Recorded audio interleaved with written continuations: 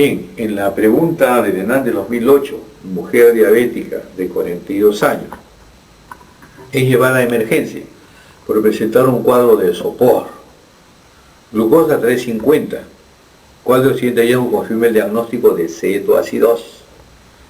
Si quiero hallar el confirmatorio del diagnóstico de cetoacidosis, sabiendo que hay un estado de hiperglicemia en emergencia, entonces el que más se amolda a toda esta circunstancia es el dolor abdominal producido por la cetosis a nivel gástrico, la respiración de Kushmaul, que viene a ser la intoxicación que se presenta a nivel del sistema nervioso central, en el tronco encefálico, a nivel vulvar, de tal manera que se produce esa respiración propiamente de hambre de aire, que es el respiratorio de Kushmaul, y la presencia de cetonemia. En este caso nos dan la opción de una cetonuria o la excreción de cuerpos cetónicos, sobre todo acetato en la orina. Mientras que en la sangre va a haber siempre beta-hidroxibutirato. Entonces la opción D es la que más se adecua. La polifagia, la polinicio, poliureroción A está inmerso dentro del cuadro de hiperglicemia. La sudoración, enfriamiento generalizado y trastorno de la conciencia más estarían relacionados a un cuadro de estaría de hipoglicemia, ¿no? La deshidratación severa con hiperosmolaridad y convulsiones más sería de un coma hiperosmolar. Y la fiebre, decaimiento y malestar general se observan como parte, ¿no?, de a veces las complicaciones que desencadenan específicamente la cetoacidosis. En la pregunta en ANSER 8, mujer de 70 años, sin antecedentes de hace 15 días, presenta polidipsia y poliuria. 6 días antes inicia compromiso del sensorio, náuseas y vómitos. Al examen físico, hipotensa, 80/60, taquicárdica 100 por minuto, discretamente alterado la temperatura 38, soporosa, con mucosa oral seca y sin focalización. La glucosa es de 850, el sodio es 90, urea 90, sodio de 150 y bicarbonato de 20. ¿Cuál es el cuadro clínico más probable? Lo más probable es que se trate de un cuadro de un síndrome hiperosmolar no cetósico. Primero, este síndrome se da en pacientes mayores de edad, mujeres de 70 años. Ese problema se presenta con gran deshidratación, que se está observando en la contractura del intravascular, de tal manera que se produce una elevación del sodio. La concentración elevada está con una glicemia muy alta, de ahí el estado hiperosmolar. Y el estado no cetóxico, los cuerpos cetónicos son negativos, de tal manera que no hay ácidos que alteren el bicarbonato, por eso sale normal, ¿no? Esta alteración de deshidratación llega pues a una deshidratación cerebral que causa sopor. Alternativamente hay hipotensión arterial y taquicardia como vía respuesta, ¿no? Por lo tanto, la opción es ella, ¿no? La diabetes insípida no se va a producir en este caso, no hay una densidad urinaria, este es un estado de hiperosmolaridad. En la diabetes insípida hay una alteración probablemente de gran pérdida de líquido, con contracción también a nivel cerebral. La cetoacidosis diabética, no hay cuerpos cetónicos en gran cantidad tampoco aquí, y los cuadros más que nada son predominantes del estado hiperosmolar. El ACV isquémico generalmente no se presenta con polidipsia y poliuria, ni con hipotensión arterial. El shock séptico pudiera estar relacionado, pero la glucosa elevada justamente lo saca del entorno de este tipo de patología. En el ENAN 06, paciente adulto traído de emergencia por los bomberos que lo encontraron inconsciente en la calle. Al examen pálido, sudoroso, sin signos de agresión, 120/60 de presión, taquicardia de 100, ¿no?, frecuencia respiratoria 2 por minuto, saturación de oxígeno 95, pupila central de atención, fotorreactivas lentas. El diagnóstico más probable en esta circunstancia es la opción B, la hipoglicemia. Porque estos pacientes, al encontrarla inconsciente, están hablándonos de un cuadro de neuroglicopenia, un cuadro especialmente neurológico. Mientras que al traer palidez, sudoración con taquicardia y fotorreactivas lentas, nos dicen de la fase propiamente de hiperadrenergismo que tiene este paciente. Por lo tanto, es un cuadro específicamente de hipoglicemia. No podemos hablar de hiperglicémico porque no hay una glucosa, ni de barbitúrico, ni hipoxémico, ni vigil, ¿no? Todo está determinado específicamente por el estado clínico de un estado de hiperadrenergismo. El ENAN 04, uno de los siguientes hallazgos no es de presentación necesaria en la cetoacidosis diabética. La cetoacidosis diabética no es de presentación necesaria lo relacionado al potasio, debido a que en el potasio muchas veces estos pacientes que tienen acidosis metabólica, glucosa mayor de 400, cuerpos cetónicos en orina, bicarbonato consumido menor de 15, pueden presentarse con sodio bajo, con sodio normal o con sodio aumentado. Por lo tanto, no es de una presentación necesaria la hiperpotasemia, ¿no?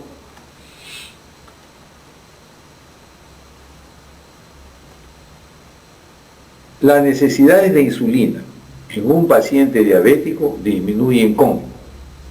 Sabemos nosotros que el ejercicio es un trauma anestésico y quirúrgico. Las infecciones crean un estado de estrés y el estrés emocional en sí son grandes elementos que conllevan a un incremento de las necesidades de glucosa y elevan la glicemia. Lógicamente que esta elevación se va en contra de la insulina. Entonces las necesidades de insulina aumentan, ¿no? La obesidad crea un síndrome de resistencia a la insulina también, ¿no?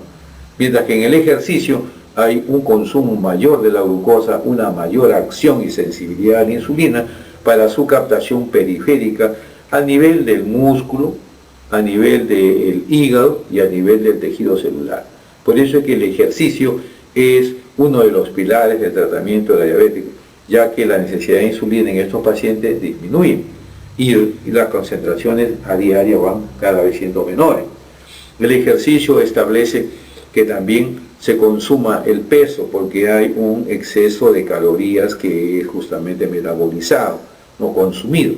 Entonces el ejercicio crea bienestar y crea un manejo menor en cuanto a la insulina en este tipo de pacientes. En cuanto a la ENAN 03, ¿cuál de las siguientes es la causa más frecuente de hipoglicemia? Alcoholismo, insulinoma, cirrosis, sepsis, todas son las causas, pero la más frecuente es el alcoholismo, debido a que el alcohol inhibe específicamente la gluconeogénesis, y cuando estos pacientes tienen un problema de hipoglicemia, requieren rápidamente uso de la glucosa a través de esta vía, y esa está alterada por el alcohol. Entonces, en los pacientes malnutridos se puede presentar, ¿no?, que la causa más frecuente de esta hipoglicemia sea el alcoholismo. ¿Cuál es el mecanismo de acción de los inhibidores alfa-glucosidasa en el tratamiento de la diabetes mellitus tipo 2? Se sabe que la alfa-glucosidasa es una enzima que va justamente a romper los enlaces de tal manera, ¿no?, que determina una absorción de la glucosa lo más rápido posible. Pero cuando el alimento es mucho mayor, complejo, y yo actúo inhibidores de esta alfa-glucosidasa, lo que voy a hacer es que la glucosa sea lentamente absorbida. Entonces se va a inhibir otro tipo de enzima, aparte de la glucosidasa, también es la sacarasa o sucrasa y la maltasa. Por eso que la respuesta es la inhibición de la sucrasa, maltasa y glucosidasa, ¿no? Entonces, se sabe que este es un mecanismo que se presenta a nivel intestinal y que retarda la absorción, sobre todo a nivel de la glicemia postprandial, la que se evidencia 2 horas después con el dosaje de azúcar, ¿no? En la siguiente pregunta del ENAN 08, ¿cuál de los siguientes hallazgos es el más característico en la enfermedad de Graves? El Graves tiene como característica palpitaciones, intolerancia al calor, ¿no?, piel caliente y suave, hiperactividad y labilidad emocional. En algunos casos se presenta bocio nodular e hiperreflexia, ¿no? Pero lo más característico de esta enfermedad inmunológica es un bocio difuso y otro es el exostálamo. Entonces, el bocio y el exostálamo tienen generalmente una etiología inmunológica, pero es diferente en la génesis de cada una de esas alteraciones inmunológicas. Por eso es que el exostálamo puede presentarse antes del bocio, antes del hipertiroidismo, durante el cuadro de hipertiroidismo o posterior al hecho de haberse presentado un cuadro de hiperfunción tiroidea. Entonces la opción A es la que más se amolda a esta respuesta de lo más característico en la enfermedad de Graves. Cuando una mujer de 45 años, pregunta el ENAN del 2007, con nódulo en la glándula tiroidea, la gamografía muestra un nódulo frío, ¿cuál interpretación de mayor probabilidad? La presencia de un nódulo siempre crea un estado de un tejido nuevo, ¿no? Y este tejido nuevo puede ser pues un tejido generalmente, ¿no?, de primera consideración maligno. A pesar de ello, después de una punción biopsia podemos determinar si este es maligno o maligno, ¿no? Pero cuando la gamografía muestra un nódulo frío, significa que este tejido es hipofuncionante, que no capta, ¿no? Por lo tanto, las opciones C y D, que son normofuncionantes, y la E, hipofuncionante, son excluidos. Dentro del concepto de hipofunción, más benignidad y malignidad, la más probabilidad de respuesta interpretada sería la B, como maligno, ya que no tenemos opción, ¿no?, de decir y asegurar que es benigno, ¿no? Por eso la respuesta sería la letra B. En la pregunta, ¿cuál de los siguientes es el signo de hipertiroidismo? El engrosamiento, ronquera de la voz, la bradicardia, la piel seca y gruesa, la tumefacción de manos y cara son características de un estado de hipotiroidismo clínico. Por lo tanto, la opción E, la pérdida de peso con aumento de apetito, es lo más importante. Se sabe que la pérdida de peso se deben a las grandes concentraciones de hormonas tiroideas y de catecolaminas, que son calorigénicos y justamente van a consumir tanto grasas como tejido muscular. De esa manera el paciente pierde peso, ¿no?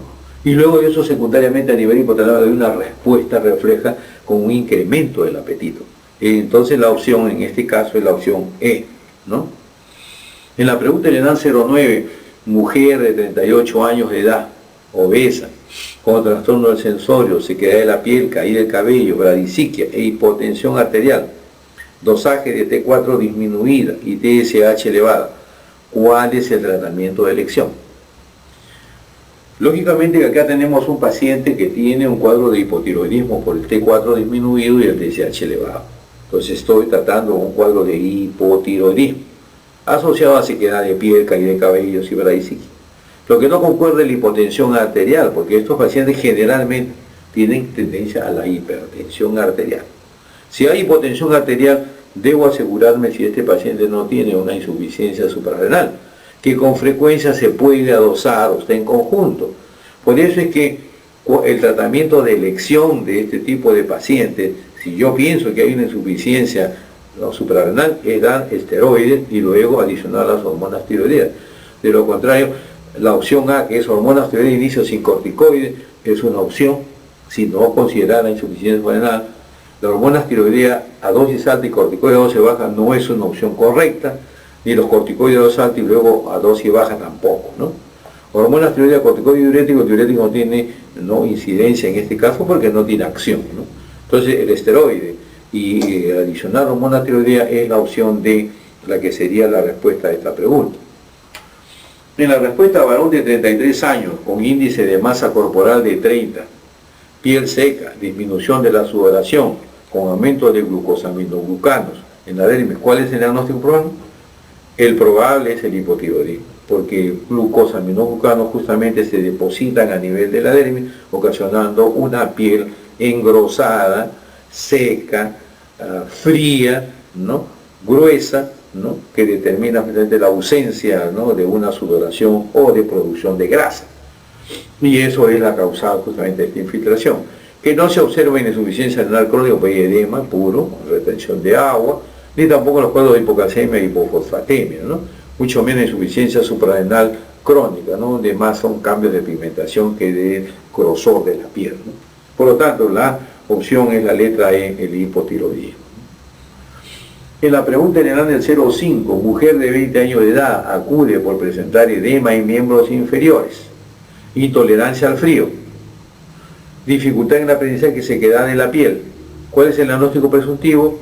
El diagnóstico es el hipotiroidismo, ¿no? Joven, que entra con un mixedema, el frío justamente porque no hay calorigénesis, hay falta de hormona tiroidea, falta de acción catecolamínica, dificultad en el aprendizaje, eso me dice de que hay un componente de compromiso cerebral, hay un mixedema a nivel cerebral o hay una alteración propiamente de maduración del tejido neuronal de tal manera que no hay las opciones de un aprendizaje adecuado. La sequedad de piel es secundaria, ¿no? Y el hipotiroidismo sería la opción más correcta en este tipo de respuesta. Una paciente mujer de 40 años de edad que acude a emergencia por presentar hace 2 semanas dolor intenso en la cara anterior del cuello, que aumenta con la deglución y malestar general. Al examen físico, dolor a la palpación en la región anterior del cuello, con leve crecimiento asimétrico del lado izquierdo de la tiroides. El diagnóstico más probable es tiroiditis. ¿Qué tipo de tiroiditis? La opción B, la subaguda. Una mujer de 40 años está en el medio de la vida, es el sexo femenino. Cuando va a una emergencia con 2 semanas hay que pensar siempre en una tiroides. Por eso que ese dolor intenso en la cara anterior del cuello ya nos orientaba en ese sentido. Que aumenta con la deglución. Cada vez que deglutimos la tiroides se eleva y al estar inflamada va a comenzar a presentar dolor. El malestar en general es propio lo que sucede en 2 semanas por un proceso viral. Y eso es lo que posiblemente ha estado dándose en este paciente. La palpación en la región anterior del cuello con leve crecimiento asimétrico del lado izquierdo de la tiroides es un problema que se puede presentar transitoriamente porque la tumoración o crecimiento van desplazándose y va cambiando de día a día. Entonces el diagnóstico más probable de estos cambios es la tiroiditis, ¿no? No así la subaguda, que tiene una etiopatogenia más bacteriana y es continua, rápida, y la Hashimoto, que es crónica, que no duele sin dolor, salvo en un menos 5%, la tuberculosis, que es fría, y a veces muchas veces con calcio y con apertura de la piel, y el de Rieder, que es más leñoso, más fibroso, ¿no? Y se observa más desde días, ¿no? Bien.